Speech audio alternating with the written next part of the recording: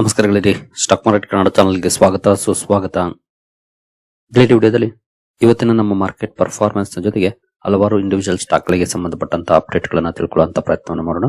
ಇವತ್ತು ನಮ್ಮ ಮಾರ್ಕೆಟ್ ಅಲ್ಲಿ ಒಂದಷ್ಟು ಒಳ್ಳೆ ಪರ್ಫಾರ್ಮೆನ್ಸ್ ನೋಡ್ಲಿಕ್ಕೆ ಸಿಕ್ತು. ಅದರ ಹಿಂದಿನ ಕಾರಣಗಳೇನು ಅಂತ ತಿಳ್ಕೊಳ್ಳೋಣ. ಜೊತೆಗೆ ಹಲವು ಕಂಪನಿಗಳಿಗೆ ಸಂಬಂಧಪಟ್ಟಂತೆ ಅಪ್ಡೇಟ್ ಗಳು ಬಂದಿದ್ದಾವೆ, ಅವುಗಳ ಕಡೆ ಕೂಡ ಗಮನ ಹರಿಸುವಂತ ಪ್ರಯತ್ನವನ್ನು ಮಾಡೋಣ. ಮೊದಲಿಗೆ ಡಿಸ್ಕ್ಲೇಮರ್ ಕೊಡಲಿಕ್ಕೆ ಇಷ್ಟಪಡ್ತೀನಿ. ಇಲ್ಲಿ ಕವರ್ ಮಾಡ್ತಿರುವಂತ ಯಾವುದೇ ಸ್ಟಾಕ್ ಅನ್ನು ಕೂಡ ರೆಕಮೆಂಡ್ ಮಾಡ್ತಿಲ್ಲ. ನೀವು ಫರ್ದರ್ ಸ್ಟಡಿ ಮೆಡಿಟೇಷನ್ ತಗೊಳ್ಬಹುದು. ಆಸ್ ಎಜುಕೇಶನಲ್ ಪರ್ಪಸ್ ನಾನು ವಿಡಿಯೋನ ಮುಂದೆ ತರ್ತಾ ಇದ್ದೀನಿ. ಹಾಗೆ ಡಿಸ್ಕ್ರಿಪ್ಷನ್ ಅಲ್ಲಿ ಅಕೌಂಟ್ ಓಪನಿಂಗ್ ಲಿಂಕ್ ಇದೆ, ಅಕೌಂಟ್ ಅನ್ನು ಓಪನ್ ಮಾಡ್ಕೊಳ್ಬಹುದು. ಇನ್ವೆಸ್ಟ್ಮೆಂಟ್ ಗೆ ಸಂಬಂಧಪಟ್ಟಂತೆ ನಿಮ್ಗೆ ಏನಾದರೂ ಸಪೋರ್ಟ್ ಬೇಕು ಅಂತಂದ್ರೆ ಈ ನಂಬರ್ ಗಳ ಮೂಲಕ ನಮ್ಮ ಟೀಮ್ ನ ಕಾಂಟ್ಯಾಕ್ಟ್ ಮಾಡಬಹುದು. ಇಲ್ಲಿ ಮೆನ್ಷನ್ ಮಾಡಿರುವಂತಹ ಎಲ್ಲ ಸರ್ವಿಸಸ್ ನಮ್ಮ ಮೂಲಕ ಸಿಗುತ್ತೆ. ಬಟ್ ಇದಕ್ಕೆ ಕಂಡೀಷನ್ ಒಂದೇ, ನಮ್ಮ ಮೂಲಕ ಅಕೌಂಟ್ ಓಪನ್ ಆಗಿರಬೇಕು. ಹಾಗಾಗಿ ಅಕೌಂಟ್ ಓಪನ್ ಮಾಡ್ಕೊಂಡು ಕಾಂಟ್ಯಾಕ್ಟ್ ಮಾಡಬಹುದು. ಇನ್ನು ಇವತ್ತಿನ ನಮ್ಮ ಮಾರ್ಕೆಟ್ ಪರ್ಫಾರ್ಮೆನ್ಸ್ ಅನ್ನು ನೋಡಿದ್ರೆ ನಿಫ್ಟಿಯಲ್ಲಿ ನೋಡಬಹುದು 112 ಪಾಯಿಂಟ್ಸ್ ಅಥವಾ 0.49% ಪಾಸಿಟಿವ್ ಪರ್ಫಾರ್ಮೆನ್ಸ್ ಇದೆ. ಅಂದ್ರೆ 0.5% ಹತ್ರ ಪಾಸಿಟಿವ್ ಅಲ್ಲಿ ಪರ್ಫಾರ್ಮೆನ್ಸ್ ಅನ್ನು ಮಾಡಿದೆ ನಮ್ಮ ನಿಫ್ಟಿ. ಇದು ಜಸ್ಟ್ ಕ್ಲೋಸಿಂಗ್ ಅನ್ನ ನೋಡಿದ್ರೆ ಓಕೆ ಡಿಸೆಂಟ್ ಪರ್ಫಾರ್ಮೆನ್ಸ್ ಬಂದಿದೆ ಅನ್ಸುತ್ತೆ. ಬಟ್ ಇವತ್ತಿನ ಚಾರ್ಟ್ ಅನ್ನ ನೋಡಬಹುದು ಯಾವ ರೀತಿ ಇದೆ ಅಂತ. ಗ್ಯಾಪ್ ಅಪ್ ಅಲ್ಲೇ ಓಪನ್ ಆಯ್ತು, ಆನಂತರ ಒಳ್ಳೆ ಪರ್ಫಾರ್ಮೆನ್ಸ್ ಕಂಟಿನ್ಯೂ ಆಯ್ತು. ಮತ್ತೆ ಇಲ್ಲಿ ಮಧ್ಯೆ ನೋಡಬಹುದು ಯಾವ ರೀತಿ ಡೌನ್ ಆಯ್ತು ಅಂತ. ಮತ್ತೆ ಒಂದು ಫುಲ್ ಬ್ಯಾಕ್ ನೋಡ್ಲಿಕ್ಕೆ ಸಿಕ್ತು, ಬಟ್ ಅಗೇನ್ ಸಸ್ಟೈನ್ ಆಗ್ಲಿಲ್ಲ, ಅಲ್ಲಿಂದ ಡೌನ್ ಫಾಲ್ ಕಂಡು ಬಂತು. ಇವತ್ತಿನ ಹೈ ನೋಡಬಹುದು 23,345, ಬಟ್ ಕ್ಲೋಸಿಂಗ್ ಕಂಡು ಬಂದಿರೋದು 114ಕ್ಕೆ. ಅಂದ್ರೆ ಮೋರ್ ದನ್ 200 ಪಾಯಿಂಟ್ಸ್ ಡೌನ್ ಆಗಿದೆ. ಆಲ್ಮೋಸ್ಟ್ 230 ಪಾಯಿಂಟ್ಸ್ ಡೌನ್ ಆಗಿದೆ ಹೈಯಿಂದ. ಒಳ್ಳೆ ಪರ್ಫಾರ್ಮೆನ್ಸ್ ಬಂತು, ಬಟ್ ಸಸ್ಟೈನ್ ಆಗ್ಲಿಲ್ಲ, ಹೈಯಿಂದ ಡೌನ್ ಆಗಿ ಓವರ್ ಆಲ್ 23,114ಕ್ಕೆ ಕ್ಲೋಸಿಂಗ್ ಕಂಡು ಬಂದಿದೆ ಇವತ್ತು. ಇನ್ನು ಸೆನ್ಸೆಕ್ಸ್ ಕಡೆ ಬಂದ್ರೆ ಇಲ್ಲಿ ಕೂಡ 325 ಪಾಯಿಂಟ್ಸ್ ಅಥವಾ 0.44% ಪಾಸಿಟಿವ್ ಪರ್ಫಾರ್ಮೆನ್ಸ್ ಇದೆ.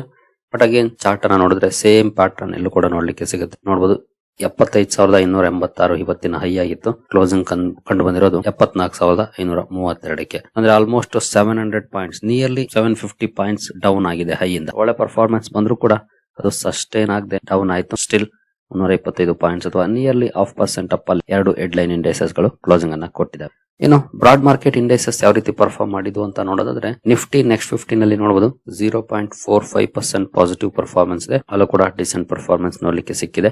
ನಿಫ್ಟಿ 100 ಅಲ್ಲಿ 0.48% ಪಾಸಿಟಿವ್ ಇದೆ. ನಿಫ್ಟಿ 200 0.52% ಪಾಸಿಟಿವ್ ಇದೆ. ಹಾಗೆ ನಿಫ್ಟಿ 500 0.48% ಪಾಸಿಟಿವ್ ಇದೆ.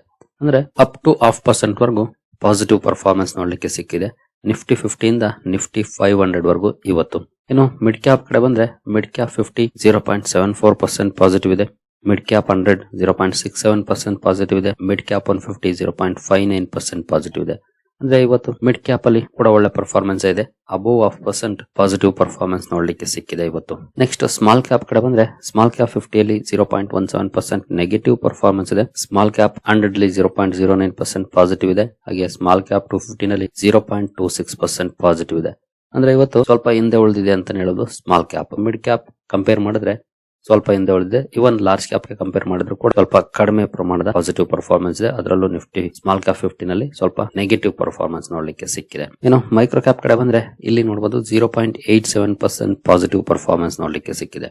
ಅಂದ್ರೆ ಬಹುಶಃ ಇವತ್ತು ಎಲ್ಲರ ಪೋರ್ಟ್ಫೋಲಿಯೋಗಳು ಕೂಡ ಸ್ಲೈಟ್ಲಿ ಅಪ್ ಅಲ್ಲಿ ಪರ್ಫಾರ್ಮೆನ್ಸ್ ಅನ್ನ ಮಾಡಿರಬಹುದು. ಆ ರೀತಿ ಪರ್ಫಾರ್ಮೆನ್ಸ್ ಇದೆ ಬ್ರಾಡ್ ಮಾರ್ಕೆಟ್ ಅಲ್ಲಿ ಅಂತಾನೆ ಹೇಳ್ಬಹುದು. ಇವುಗಳನ್ನ ನೋಡಿದ್ರೆ ಎಲ್ಲೋ ದೊಡ್ಡ ಮಟ್ಟದ ಡೌನ್ ಫಾಲ್ ಇಲ್ಲ. ಸ್ಮಾಲ್ ಕ್ಯಾಪ್ 50 ಮಾತ್ರ ಸ್ವಲ್ಪ ಡೌನ್ ಅಲ್ಲಿ ಕ್ಲೋಸಿಂಗ್ ಅನ್ನ ಕೊಟ್ಟಿದೆ. ಇನ್ನು ಉಳಿದ ಕಡೆ ಒಳ್ಳೆ ಪರ್ಫಾರ್ಮೆನ್ಸ್ ನೋಡ್ಲಿಕ್ಕೆ ಸಿಕ್ಕಿದೆ.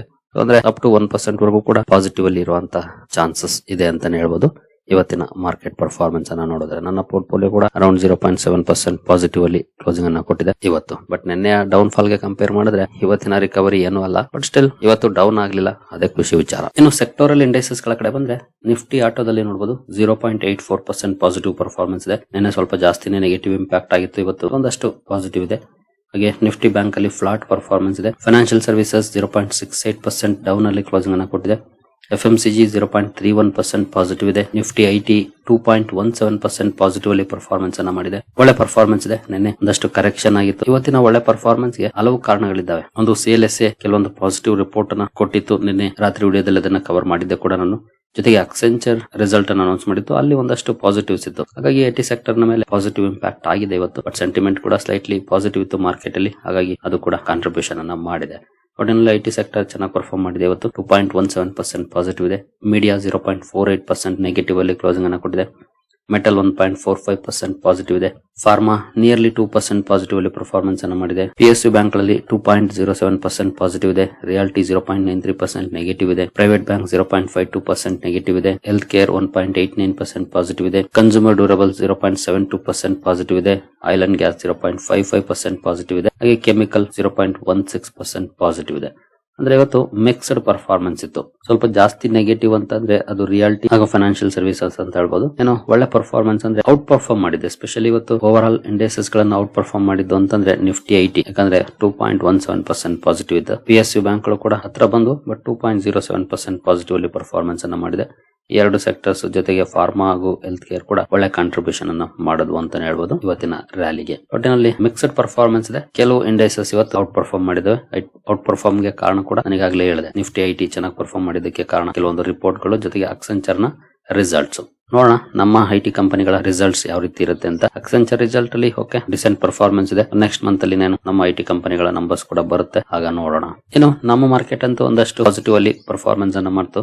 ಗ್ಲೋಬಲ್ ಮಾರ್ಕೆಟ್ಸ್ ಯಾವ ರೀತಿ ಇದೆ ಅಂತ ನೋಡೋದಾದ್ರೆ ಸದ್ಯದ ಮಟ್ಟಿಗೆ ಗ್ಲೋಬಲ್ ಮಾರ್ಕೆಟ್ ಗಳ ಪರ್ಫಾರ್ಮೆನ್ಸ್ ಅನ್ನು ನೋಡಬಹುದು. ಕೆಲವು ಮಾರ್ಕೆಟ್ಸ್ ನೆಗೆಟಿವ್ ಅಲ್ಲಿ ಟ್ರೇಡ್ ಆಗ್ತವೆ, ಇನ್ನು ಕೆಲವು ಪಾಸಿಟಿವ್ ಅಲ್ಲಿ ಇದಾವೆ. ಬಟ್ ಎಲ್ಲಾ ಕಡೆ ಏನು ದೊಡ್ಡ ಮಟ್ಟದ ಪಾಸಿಟಿವ್ ಇಲ್ಲ ನೋಡಬಹುದು. 0.19, 0.23, 0.57, 0.14, 0.1, 0.29 ಈ ರೀತಿ ಪಾಸಿಟಿವ್ ಪರ್ಫಾರ್ಮೆನ್ಸ್ ಇದೆ.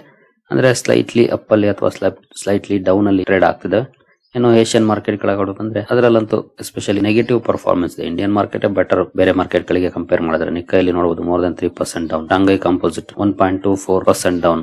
ಹ್ಯಾಂಗ್ಸೆಂಗ್ 0.88, ತೈವಾನ್ ವೇಟೆಡ್ 1.92 ಈ ರೀತಿ ಡೌನ್ ಅಲ್ಲಿ ಇದ್ದಾವೆ. ಇದರಲ್ಲಿ ಇಂಡಿಯನ್ ಮಾರ್ಕೆಟ್ ಬೆಟರ್ ಪರ್ಫಾರ್ಮೆನ್ಸ್ ಅನ್ನ ಮಾಡಿದೆ ಏಷ್ಯನ್ ಮಾರ್ಕೆಟ್ ಗಳನ್ನ ನೋಡಿದ್ರೆ. ಬಟ್ ಯುರೋಪಿಯನ್ ಮಾರ್ಕೆಟ್ ಗಳಲ್ಲಿ ಫ್ಲಾಟಿಶ್ ಪರ್ಫಾರ್ಮೆನ್ಸ್ ನೋಡ್ಲಿಕ್ಕೆ ಸಿಗ್ತಾ ಇದೆ. ದೊಡ್ಡ ಮಟ್ಟದ ರ್ಯಾಲಿ ಆಗ್ಲಿ ಅಥವಾ ದೊಡ್ಡ ಮಟ್ಟದ ಡೌನ್ ಫಾಲ್ ಆಗ್ಲಿ ಏನಿಲ್ಲ. ಇನ್ನು ಲಾಸ್ಟ್ ಫ್ಯೂ ಡೇಸ್ ಇಂದ ಎಲ್ಲರ ಗಮನ ಇರೋದು ಕ್ರೂಡ್ ಮೇಲೆ. ಕ್ರೂಡ್ ಅಲ್ಲಿ ಸದ್ಯದ ಮಟ್ಟಿಗೆ ಅರೌಂಡ್ 2% ಪಾಸಿಟಿವ್ ಪರ್ಫಾರ್ಮೆನ್ಸ್. ಮಾರ್ನಿಂಗ್ ಸ್ವಲ್ಪ ಡೌನ್ ಕೂಡ ಆಗಿತ್ತು, ಆನಂತರನೇ ಒಂದಷ್ಟು ಪಾಸಿಟಿವ್ ಪರ್ಫಾರ್ಮೆನ್ಸ್ ಬಂದಿತ್ತು. ಎಸ್ಪೆಷಲಿ ಫ್ಯಾಗ್ ಎಂಡ್ ಅಲ್ಲಿ ಮಾರ್ಕೆಟ್ ಡೌನ್ ಆಗ್ಲಿಕ್ಕೆ ಇದು ಕೂಡ ಒಂದು ಕಾಂಟ್ರಿಬ್ಯೂಷನ್ ಮಾಡ್ತು ಅಂತಾನೆ ಹೇಳ್ಬೋದು. ಯಾಕೆಂತಂದ್ರೆ ಮಾರ್ನಿಂಗ್ ಸ್ವಲ್ಪ ಡೌನ್ ಇದ್ದದ್ದು ಅಂದ್ರೆ 107, 106 ಈ ರೀತಿ ಅಥವಾ 108 ವರೆಗೂ ಕೂಡ ಇತ್ತು. ಬಟ್ ಆನಂತರ ಏನು ಅಪ್ ಆಯ್ತು, ಅದು ಕೂಡ ಸ್ವಲ್ಪ ಮಾರ್ಕೆಟ್ ಅಲ್ಲಿ ಕಸಿವಿಸಿಯನ್ನು ಉಂಟು ಮಾಡ್ತು ಅಂತಾನೆ ಹೇಳ್ಬೋದು. ಅದು ಕೂಡ ಒಂದು ಕಾರಣ ಅಂತಾನೆ ಹೇಳ್ಬೋದು. ಜೊತೆಗೆ ಇವತ್ತು ಮಾರ್ಕೆಟ್ ಅಲ್ಲಿ ಒಂದ್ ಸ್ವಲ್ಪ ರಿಕವರಿ ಮೋಡ್ಗೆ ಬರ್ಲಿಕ್ಕೆ ಕಾರಣ ಏನು ಅಂತ ನೋಡೋದಾದ್ರೆ ಇಲ್ಲಿ ನೋಡಬಹುದು hopes of easing Jio political tensions. ಅಂದ್ರೆ ಕೆಲವೊಂದು ಸುದ್ದಿಗಳು ಬಂದಿದ್ದಾವೆ, ಅದರಲ್ಲೂ ಎಸ್ಪೆಷಲಿ ಇಲ್ಲಿ ಯುದ್ಧ ನಿಲ್ಲುತ್ತೆ ಅನ್ನೋದಕ್ಕಿಂತ ಕ್ರೂಡ್ ಬಗ್ಗೆ ನೋಡಬಹುದು. Including comment suggesting no further attacks on energy infrastructure.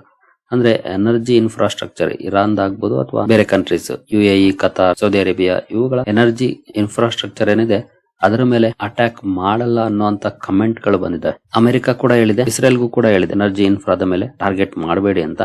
ಆನಂತರ ಇರಾನ್ ಕೂಡ ಒಂದು ಅಪ್ಡೇಟ್ ಅನ್ನ ಕೊಟ್ಟಿದೆ. ಅಂದ್ರೆ ಇರಾನ್ ಇಂದ ಕೂಡ ಕೆಲವೊಂದು ಸುದ್ದಿಗಳು ಬಂದಿದ್ದಾವೆ. ನಾವು ಮತ್ತೆ ಏನಾದ್ರೂ ಎನರ್ಜಿ ಇನ್ಫ್ರಾದ ಮೇಲೆ ಟಾರ್ಗೆಟ್ ಮಾಡಿದ್ರೆ ದೊಡ್ಡ ಮಟ್ಟದಲ್ಲಿ ಟಾರ್ಗೆಟ್ ಮಾಡ್ತೀವಿ ಅಂತ ಹೇಳಿದೆ. ಅಂದ್ರೆ ಅವರು ಕೂಡ ಈಗೇನು ಎನರ್ಜಿ ಇನ್ಫ್ರಾದ ಮೇಲೆ ಅಟ್ಯಾಕ್ ಮಾಡಿದ್ದಾರೆ ಅಲ್ಲಿಗೆ ಸ್ಟಾಪ್ ಮಾಡುವಂತ ಇಂಡಿಕೇಶನ್ ಅನ್ನು ಕೊಟ್ಟಿದ್ದಾರೆ. ಮತ್ತೆ ಏನಾದ್ರೂ ನಮ್ಮ ಎನರ್ಜಿ ಇನ್ಫ್ರಾದ ಮೇಲೆ ಅಟ್ಯಾಕ್ ಮಾಡಿದ್ರೆ ನಾವು ಅದಕ್ಕಿಂತ 4 ಪಟ್ಟು ರಿಯಾಕ್ಟ್ ಮಾಡ್ಬೇಕಾಗತ್ತೆ ಅಂತ.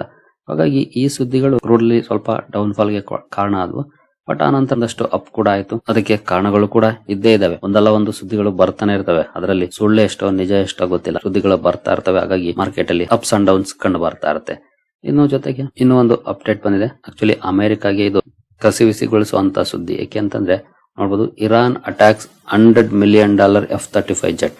ಅಮೆರಿಕದ F-35 ಏನಿದೆ one of the powerful fighter jet ಅಂತಾರೆ, ಸ್ಟೆಲ್ತ್ ಅಂತ ಕೂಡ ಹೇಳ್ತಾರೆ. ಇದರ ಮೇಲೆ ಅಟ್ಯಾಕ್ ಮಾಡಿದೆ ಇರಾನ್ ಅಂತ ಸುದ್ದಿಗಳು ಬರ್ತದೆ. ನೋಡಬಹುದು big psychological blow for US. Attack ಆಗಿದೆಯಾ ಇಲ್ವಾ ಗೊತ್ತಿಲ್ಲ, ಅಟ್ಯಾಕ್ ಮಾಡಿದ್ದಾರೆ ಅಂತ ಸುದ್ದಿಗಳು ಬರ್ತಾ ಇದಾವೆ. ಜೊತೆಗೆ ಅಮೆರಿಕನ್ ಅಫಿಷಿಯಲ್ಸ್ ಕೌಂಟರ್ ಸ್ಟೇಟ್ಮೆಂಟ್ ಗಳನ್ನ ಕೊಟ್ಟಿದ್ದಾರೆ. ನೋಡಬಹುದು US officials countered Iran's claims stating that the US F-35 stealth fighter was not struck but suffered significant damage. ಅಂದ್ರೆ ಹೊಡೆದಾಕಿಲ್ಲ, ಒಂದಷ್ಟು ಡ್ಯಾಮೇಜ್ ಆಗಿದೆ ಅಂತ ಹೇಳಿದ್ದಾರೆ. ಅವರು ಸೇಫ್ ಆಗಿ ಲ್ಯಾಂಡ್ ಆಗಿದೆ ಕೂಡ ಅಂತ ಹೇಳಿದ್ದಾರೆ. ಇದು ಅಮೆರಿಕನ ಸ್ವಲ್ಪ ಕೆರಳ ತರ ಕೂಡ ಮಾಡ್ತಾ ಇದೆ. ಅಂದ್ರೆ ಪವರ್ಫುಲ್ ಜೆಟ್ ಅಂತ ಏನು ಹಾರಾಡ್ತಾ ಇದ್ರು, ಅದರಲ್ಲೂ ಸ್ಟೆಲ್ತ್ ಅಂತ ಏನ್ ಹೇಳ್ತಿದ್ರು ಅದನ್ನೇ ಹೊಡೆದ್ ಬಿಟ್ಟಿದ್ದಾರೆ. ಅಂದ್ರೆ ಹಿನ್ನಡೆನೆ ಅಲ್ವಾ. ಹಾಗಾಗಿ ಈ ಅಟ್ಯಾಕ್ ನ ನಂತರ ಕೂಡ ಟ್ರಂಪ್ ಬಾಯಿಗೆ ಬಂದಾಗ ಮಾತಾಡ್ತಿದ್ದಾರೆ. ಅದು ಕೂಡ ಒಂದ್ ಸ್ವಲ್ಪ ಕನ್ಸರ್ನಿಂಗ್ ವಿಷಯ ಆಗಿದೆ ಮಾರ್ಕೆಟ್ ಇವತ್ತು ಅಂತ ಹೇಳ್ಬೋದು. ಬಟ್ ನೋಡೋಣ ವೀಕೆಂಡ್ ಅಲ್ಲಿ ಯಾವ ರೀತಿ ಸುದ್ದಿಗಳು ಬರ್ತವೆ ಅಂತ. ಒಟ್ಟಿನಲ್ಲಿ ಸ್ಲೈಟ್ಲಿ ಅಪ್ ಅಲ್ಲಿ ನಮ್ಮ ಮಾರ್ಕೆಟ್ ಕ್ಲೋಸಿಂಗ್ ಅನ್ನ ಕೊಡ್ತು. ಐಯಿಂದ ಒಂದಷ್ಟು ಡೌನ್ ಆದ್ರೂ ಕೂಡ ಸ್ಟಿಲ್ ಸ್ವಲ್ಪ ಮಟ್ಟಿಗೆ ಪಾಸಿಟಿವ್ ಅಲ್ಲೇ ಪರ್ಫಾರ್ಮೆನ್ಸ್ ಅನ್ನ ಮಾಡಿದೆ. ಆದ್ರೆ ಇನ್ನೊಂದು ಕನ್ಸರ್ನಿಂಗ್ ವಿಷಯ ಏನು ಅಂತಂದ್ರೆ ರುಪಿ ಡಾಲರ್ ಎದುರುಗಡೆ ನೋಡಬಹುದು ಆಲ್ಮೋಸ್ಟ್ 94 ಹತ್ರ ಹೋಗ್ಬಿಟ್ಟಿದೆ. ಇದೊಂದು ಕನ್ಸರ್ನಿಂಗ್ ವಿಷಯ ಅಂತ ಹೇಳ್ಬೋದು. ಸದ್ಯದ ಮಟ್ಟಿಗೆ ಸರ್ಕಾರ ಅಥವಾ RBI ತಲೆ ಕೆಡಿಸ್ಕೊಳ್ಳುವಂತ ಲಕ್ಷಣಗಳು ಕಾಣ್ತಾ ಇಲ್ಲ ಈ ವಿಚಾರದಲ್ಲಿ. ಯಾಕೆಂತಂದ್ರೆ ಅವರು ಎಕ್ಸ್ಪೋರ್ಟ್ ಕಡೆ ಫೋಕಸ್ ಮಾಡ್ತಿದ್ದಾರೆ. ಹಾಗಾಗಿ ಎಕ್ಸ್ಪೋರ್ಟ್ಸ್ ಕಂತೂ ಬೆನಿಫಿಟ್ ಆಗುತ್ತೆ, ಬಟ್ ಇಂಪೋರ್ಟ್ ಗೆ ಕಷ್ಟ ಆಗುತ್ತೆ. ಬಟ್ ಅವರು ಸದ್ಯದ ಮಟ್ಟಿಗಂತೂ ತಲೆ ಕೆಡಿಸ್ಕೊಳ್ತಿಲ್ಲ, ವಾಲಟಿಲಿಟಿ ಇರುತ್ತೆ ಅಂತ ಅದಂತೂ ಹೋಗ್ತಾನೆ ಇದೆ ಮೇಲ್ಗಡೆ. ಇದು ಮಾರ್ಕೆಟ್ ಗಂತೂ ಒಳ್ಳೆ ಸುದ್ದಿ ಅಲ್ಲ, ಯಾಕಂದ್ರೆ ಎಸ್ಪೆಷಲಿ FIS ಕಮ್ ಬ್ಯಾಕ್ ಮಾಡ್ಬೇಕು ಅಂದ್ರೆ ರುಪಿ ಸ್ಟ್ರಾಂಗ್ ಆಗ್ಬೇಕು. ನೋಡೋಣ ಈ ಕಾನ್ಫ್ಲಿಕ್ಟ್ ಮುಗಿದ್ಮೇಲೆ ಏನಾದ್ರು ಸ್ಟ್ರಾಂಗ್ ಕಮ್ ಬ್ಯಾಕ್ ಮಾಡುತ್ತಾ ಅಂತ. ನಂತರ ಇಂಡಿವಿಜುವಲ್ ಸ್ಟಾಕ್ ಗಳ ಕಡೆ ಬಂದ್ರೆ ವಾಟೆಕ್ ವಾಬಾಗ್ ಇವತ್ತು ಫೋಕಸ್ ಅಲ್ಲಿತ್ತು. ಕಾರಣ ಕಂಪನಿಗೆ ಒಂದು ಲಾರ್ಜ್ ಇಂಟರ್ನ್ಯಾಷನಲ್ ಆರ್ಡರ್ ಸಿಕ್ಕಿದೆ ಜಾರ್ಜಿಯಾದಿಂದ. ನೋಡಬಹುದು ಲಾರ್ಜ್ ಆರ್ಡರ್ ಅಂತಂದ್ರೆ 250 ರಿಂದ 600 ಕೋಟಿವರೆಗಿನ ಆರ್ಡರ್ ಕಂಪನಿಗೆ. ಈ ಒಂದು ಸುದ್ದಿ ಕಾರಣಕ್ಕೆ ಸ್ಟಾಕ್ ಫೋಕಸ್ ಅಲ್ಲಿತ್ತು. ಸ್ಟಾಕ್ ಅಲ್ಲಿ ನಿಯರ್ಲಿ 3% ಪಾಸಿಟಿವ್ ಪರ್ಫಾರ್ಮೆನ್ಸ್ ನೋಡ್ಲಿಕ್ಕೆ ಸಿಕ್ಕಿದೆ ಇವತ್ತು. ನಂತರ ಪೆಟ್ರೋನೆಟ್ LNG ಕೂಡ ಫೋಕಸ್ ಅಲ್ಲಿತ್ತು. ಇದ್ರ ಬಗ್ಗೆ ಒಂದು ಅಪ್ಡೇಟ್ ಅನ್ನ ನಮ್ಮ ವಾಟ್ಸ್ಆಪ್ ಚಾನಲ್ ಅಲ್ಲಿ ಹಂಚ್ಕೊಂಡಿದ್ದೆ. ಕಂಪನಿಗೆ ಒಳ್ಳೆ ಸುದ್ದಿನೇ ಇತ್ತು, ಬಟ್ ಸ್ಟಾಕ್ ಅಲ್ಲಂತೂ ಭರ್ಜರಿ ನೆಗೆಟಿವ್ ಪರ್ಫಾರ್ಮೆನ್ಸ್ ನೋಡ್ಲಿಕ್ಕೆ ಸಿಕ್ಕಿದೆ. 5% ಡೌನ್ ಫಾಲ್ ಪೆಟ್ರೋನೆಟ್ LNG ನಲ್ಲಿ ನೋಡ್ಲಿಕ್ಕೆ ಸಿಕ್ಕಿದೆ. ಇನ್ನು ನ್ಯಾಟ್ಕೋ ಫಾರ್ಮಾ ಕೂಡ ಫೋಕಸ್ ಅಲ್ಲಿತ್ತು. ಕಾರಣ ಕಂಪನಿ ಸಿಮಾಗ್ಲುಟೈಡ್ ಜನರಿಕ್ ಇಂಜೆಕ್ಷನ್ ಲಾಂಚ್ ಮಾಡಿದೆ. ಈ ಸುದ್ದಿ ಕಾರಣಕ್ಕೆ ಸ್ಟಾಕ್ ಫೋಕಸ್ ಅಲ್ಲಿತ್ತು. ಸ್ಟಾಕ್ ಅಲ್ಲಿ 2.5% ಪಾಸಿಟಿವ್ ಪರ್ಫಾರ್ಮೆನ್ಸ್ ನೋಡ್ಲಿಕ್ಕೆ ಸಿಕ್ಕಿದೆ ಇವತ್ತು. ನಂತರ ಹ್ಯಾಪಿಯೆಸ್ಟ್ ಮೈಂಡ್ಸ್ ಕೂಡ ಸುದ್ದಿಲಿತ್ತು. ಕಂಪನಿಗೆ ಸಂಬಂಧಪಟ್ಟಂತೆ ಸಾಕಷ್ಟು ಸುದ್ದಿಗಳು ಬಂದು ಆ ಕಾರಣಕ್ಕೆ ಫೋಕಸ್ ಅಲ್ಲಿತ್ತು. ಬಟ್ ಕಂಪನಿಯ ಮ್ಯಾನೇಜ್ಮೆಂಟ್ ಇಂದ ಕೆಲವೊಂದು ಕ್ಲಾರಿಫಿಕೇಶನ್ ಕೂಡ ಬಂದಿದ್ದಾವೆ. ನೋಡಬಹುದು ಕೆಲವೊಂದು ಅಕ್ವಿಸೇಷನ್ ಬಗ್ಗೆ ಸುದ್ದಿಗಳು ಬಂದಿದ್ವು, ಬಟ್ ಆ ತರದ ಯಾವುದೇ ಅಕ್ವಿಸೇಷನ್ ಮಾತುಕತೆಗಳು ನಡೀತಿಲ್ಲ ಅನ್ನುವಂತ ಕ್ಲಾರಿಫಿಕೇಶನ್ ಅನ್ನ ಕೊಟ್ಟಿದೆ happiest minds technologies. But stock ಅಲ್ಲಂತೂ ಭರ್ಜರಿ ಪರ್ಫಾರ್ಮೆನ್ಸ್ ಇದೆ. ನೋಡಬಹುದು 7.5% ಗಿಂತ ಜಾಸ್ತಿ ಪಾಸಿಟಿವ್ ಅಲ್ಲಿ ಇವತ್ತು ಕ್ಲೋಸಿಂಗ್ ಅನ್ನ ಕೊಟ್ಟಿದೆ. ಮೇ ಬಿ ಇತ್ತೀಚಿನ ಅಂಡರ್ ಪರ್ಫಾರ್ಮೆನ್ಸ್ ಇವತ್ತಿನ ಪಾಸಿಟಿವ್ ಸೆಂಟಿಮೆಂಟ್ ಗೆ ಕಾರಣ ಆಗಿರಬಹುದು. ಬಟ್ ಸುದ್ದಿಗಳು ಇತ್ತು, ಬಟ್ ಕ್ಲಾರಿಫಿಕೇಶನ್ ಬಂದ ನಂತರ ಕೂಡ ಸ್ಟಾಕ್ ಅಲ್ಲಿ ನೆಗೆಟಿವ್ ಆಗಿಲ್ಲ ಅಥವಾ ಡೌನ್ ಆಗಿಲ್ಲ, ಒಳ್ಳೆ ಪರ್ಫಾರ್ಮೆನ್ಸ್ ಇದೆ. ನಂತರ PN ಗಾಡ್ಗಿಲ್ ಜುವೆಲರ್ಸ್ ಕೂಡ ಫೋಕಸ್ ಅಲ್ಲಿತ್ತು. ಇಲ್ಲೂ 1% ಪಾಸಿಟಿವ್ ಪರ್ಫಾರ್ಮೆನ್ಸ್ ನೋಡ್ಲಿಕ್ಕೆ ಸಿಕ್ಕಿದೆ. ಕಂಪನಿ ಒಂದು ಅಪ್ಡೇಟ್ ಅನ್ನ ಕೊಟ್ಟಿದೆ. ಅಂದ್ರೆ 10,000 ಕೋಟಿ ರೆವಿನ್ಯೂ ಮೈಲ್ ಸ್ಟೋನ್ ಅನ್ನ ನಾವು ಅಚೀವ್ ಮಾಡಿದೀವಿ ಅನ್ನುವಂತ ಅಪ್ಡೇಟ್ ಅನ್ನ ಕೊಟ್ಟಿದೆ. ಗುಡಿಪಾಡ್ವಾ ಸೇಲ್ಸ್ ಕೂಡ ತುಂಬಾ ಚೆನ್ನಾಗಿ ರೈಸ್ ಆಗಿರೋದ್ರಿಂದ 10,000 ಕೋಟಿ ಮೈಲ್ ಸ್ಟೋನ್ ಅನ್ನ ಅಚೀವ್ ಮಾಡಿದೀವಿ ರೆವಿನ್ಯೂ ವೈಸ್ ಅನ್ನುವಂತ ಅಪ್ಡೇಟ್ ಅನ್ನ ಕೊಟ್ಟಿದೆ. ಈ ಕಾರಣಕ್ಕೆ ಸ್ಟಾಕ್ ಫೋಕಸ್ ಅಲ್ಲಿತ್ತು. ಸ್ಟಾಕ್ ಅಲ್ಲೂ ಕೂಡ ಒಳ್ಳೆ ಪರ್ಫಾರ್ಮೆನ್ಸ್ ಅನ್ನು ನೋಡ್ಲಿಕ್ಕೆ ಸಿಕ್ಕಿದೆ. ನಂತರ TCS ಕೂಡ ಫೋಕಸ್ ಅಲ್ಲಿತ್ತು. ಮನೆಗುಡಿಯಲ್ಲಿ ಒಂದು ಸುದ್ದಿಯನ್ನ ನೋಡಿದ್ವಿ. ಆನಂತರ ಇನ್ನೂ ಒಂದು ಸುದ್ದಿ ಬಂತು, ಕಂಪನಿ ಒಂದು ಒಪ್ಪಂದವನ್ನ ಮಾಡ್ಕೊಂಡಿರೋ ಬಗ್ಗೆ. ಸ್ವಿಸ್ ಪೋರ್ಟ್ ಜೊತೆ AI ಟ್ರಾನ್ಸ್ಫಾರ್ಮೇಶನ್ ಗೆ ಸಂಬಂಧಪಟ್ಟಂತ ಒಪ್ಪಂದವನ್ನ ಮಾಡ್ಕೊಂಡಿದೆ. ಈ ಒಪ್ಪಂದದ ಕಾರಣಕ್ಕೆ TCS ಫೋಕಸ್ ಅಲ್ಲಿತ್ತು. ನಿಯರ್ಲಿ 2% ಪಾಸಿಟಿವ್ ಪರ್ಫಾರ್ಮೆನ್ಸ್ ನೋಡ್ಲಿಕ್ಕೆ ಸಿಕ್ಕಿದೆ ಇವತ್ತು. ನಂತರ ಎಟರ್ನಲ್ ಕೂಡ ಫೋಕಸ್ ಅಲ್ಲಿತ್ತು. ಕಾರಣ ಕಂಪನಿ ತನ್ನ ಡೆಲಿವರಿ ಫೀನ ಜಾಸ್ತಿ ಮಾಡಿದೆ. 12 ರೂಪಾಯಿ 50 ಪೈಸೆ ಏನಿತ್ತು ಅದನ್ನ 14 ರೂಪಾಯಿ 90 ಪೈಸೆಗೆ ಹೈಕ್ ಮಾಡಿದೆ. ಈ ಒಂದು ಅಪ್ಡೇಟ್ ನ ಕಾರಣಕ್ಕೆ ಸ್ಟಾಕ್ ಫೋಕಸ್ ಅಲ್ಲಿತ್ತು. ಸ್ಟಾಕ್ ಅಲ್ಲೂ ಕೂಡ ಒಳ್ಳೆ ಪರ್ಫಾರ್ಮೆನ್ಸ್ ಇದೆ. ನಿಯರ್ಲಿ 2% ಅಪ್ ಅಲ್ಲಿ ಸ್ಟಾಕ್ ಇವತ್ತು ಕ್ಲೋಸಿಂಗ್ ಅನ್ನ ಕೊಟ್ಟಿದೆ.